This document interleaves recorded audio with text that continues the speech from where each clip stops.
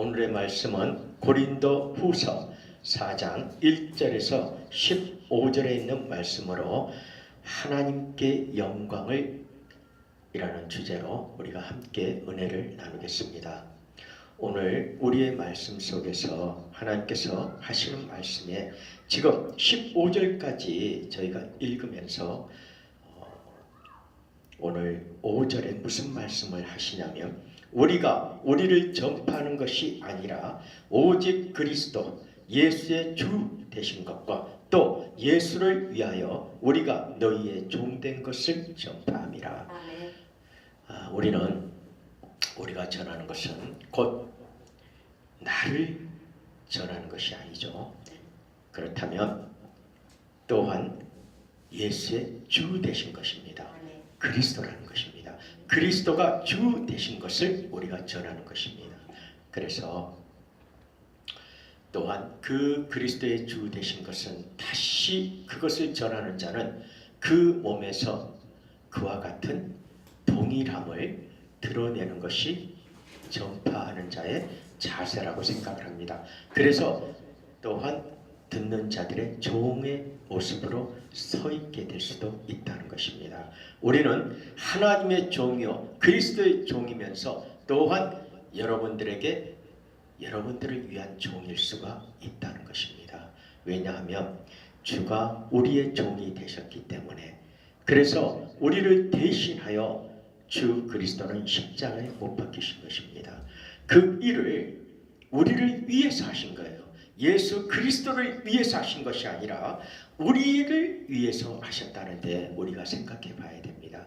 그렇다면 우리는 6절에 어두운 데서 빛이 비치리라 하시던 그 하나님께 예수 그리스도의 얼굴에 있는 하나님의 영광을 아는 빛을 우리 마음에 비치셨느니라. 아멘입니다.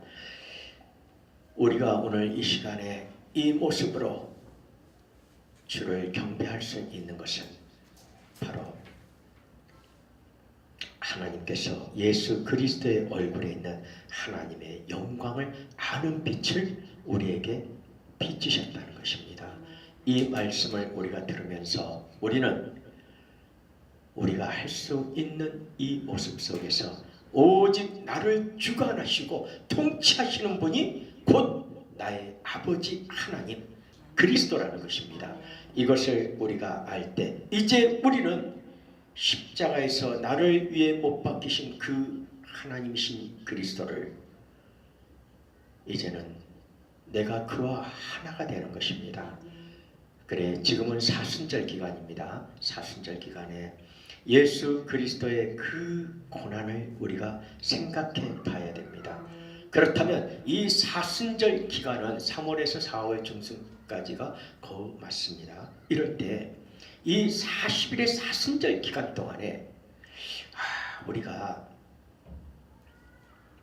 주 그리스도의 다심과 그리스도가 이 땅에서 행하신 일과 그리고 끝으로 그리스도가 하늘로 올라가신 일을 우리가 기억해야 되겠다는 것입니다. 그리고 묵상해야 됩니다.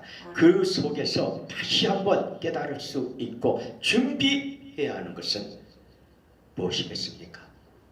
다시 오실 예수 그리스도를 영접하는 일이라는 것입니다.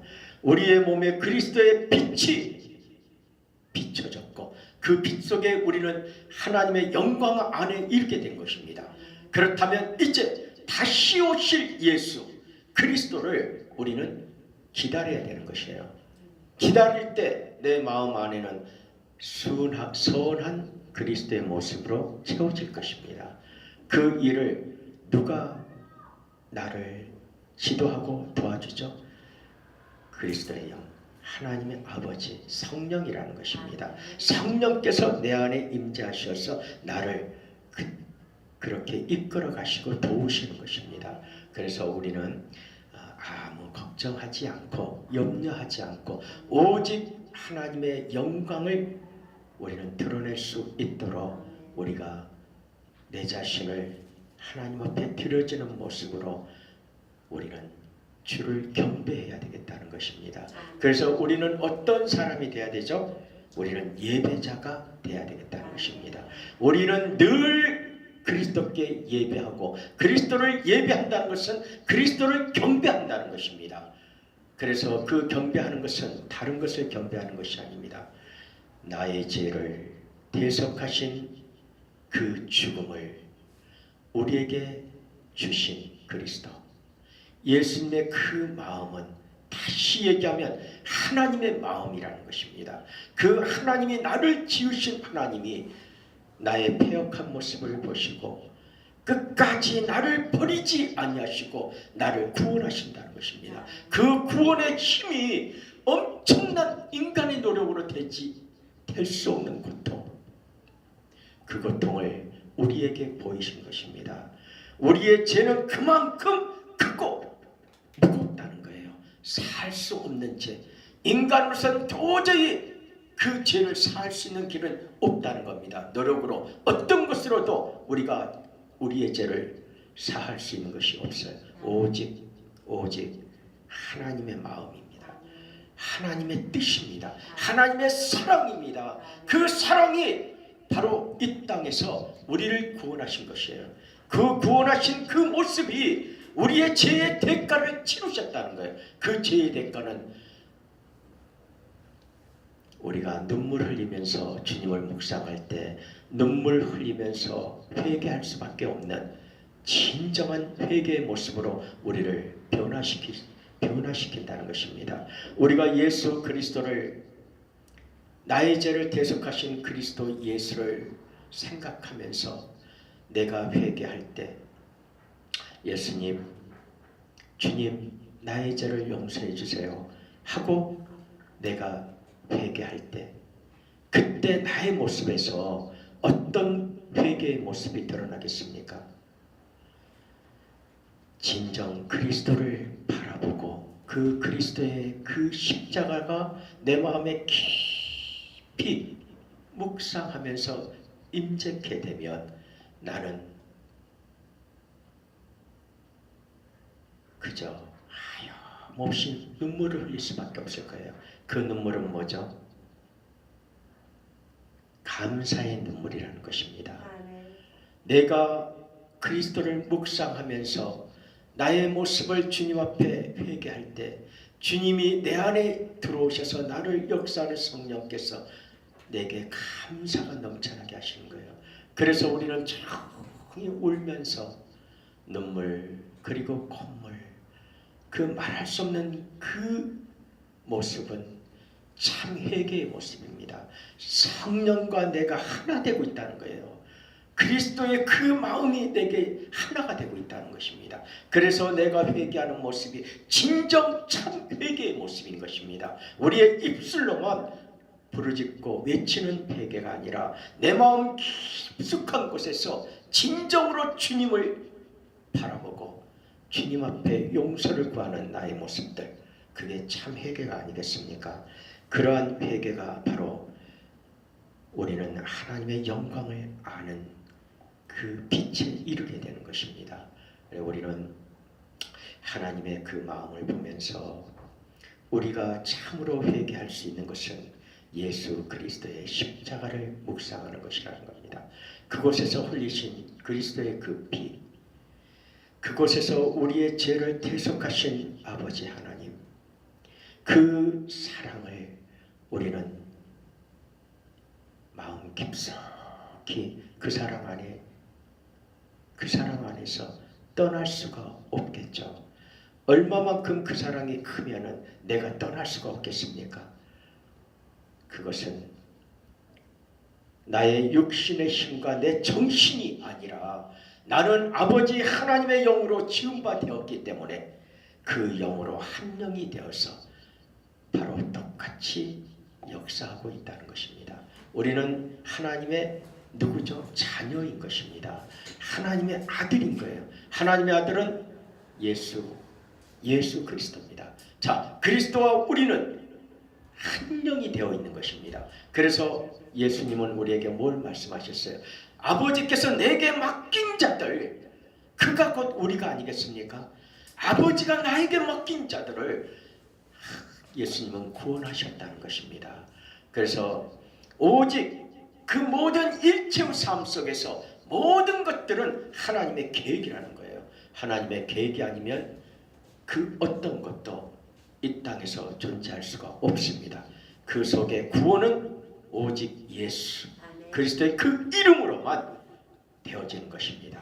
그걸 꼭 우리가 깊이 생각하고 무식한 것 같지만 사실 영적으로 우리는 무식하고 무지할 수밖에 없는 실질적인 고백을 해야 되는 겁니다. 그것은 육적인 지식으로 되어지는 것이 아니기 때문에 나는 무식하고 무지합니다 아버지 고백해야 되지 않겠습니까? 이것은 내가 창피한 것이 아닙니다. 하나님을 모른다 내가 그래서 창피하다 모르는 것이 당연한 것이며 내가 창피한 것이 당연한 것입니다. 그래서 하나님은 바로 무지한 자를 들어서 하나님의 지혜로 채우시고 변화되게 하시는 거예요. 그래서 약한 자를 들어서 하나님은 강한 자를 부끄럽게도 하시고요. 가난한 자를 들어서 부유한 자를 다시금 돌아보게 만드는 것입니다. 그것이 누구의 능력으로 되어지기 때문에 이 땅을 지으시고 우주 만물 그 만물을 지으신 하나님의 능력이 우리를 통해서 연약한 자들을 통해서 그것이 드러날 때 그 영광은 온전히 하나님의 영광이라는 것입니다. 우리는 그 하나님의 영광을 우리가 알게 되는 것입니다. 그리고 받게 되는 것입니다. 우리는 이런 마음 속에서 오직 그리스도 안에 있으면 우리가 새로운 피조물이 되게 되는 것입니다. 그래서 우리는 7절에 보면 우리가 이 보배를 질그릇에 가졌으니 이는 능력의 힘이 큰 것이 하나님께 있고 우리에게 있지 아니함을 알게 하려 함이라. 모든 것은 나의 능력이 아닙니다. 하나님의 능력인 것입니다. 그래서 그 하나님의 능력이라는 것을 우리 모두가 모든 사람이 알아야 되겠다는 것입니다. 그것은 바로 내게 그 능력은 내게 있지 않다고 고백해야 되지 않겠습니까? 그 고백하는 자는 누가 고백합니까? 하나님의 아들이 고백하는 거 아니겠습니까?